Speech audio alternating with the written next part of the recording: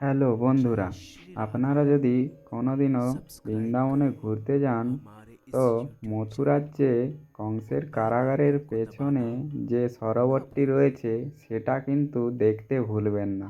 এই সরোবরটি কিন্তু খুবই সুন্দর। এই সেই সরোবর যেখানে মহারাজ কংসের সমস্ত রানী এবং তার প্রজারা এখানে স্নান করত।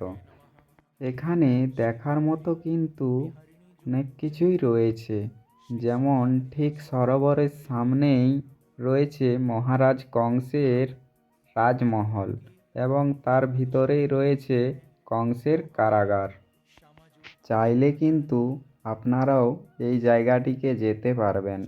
এটাই হচ্ছে ভগবান শ্রীকৃষ্ণের জন্মভূমি।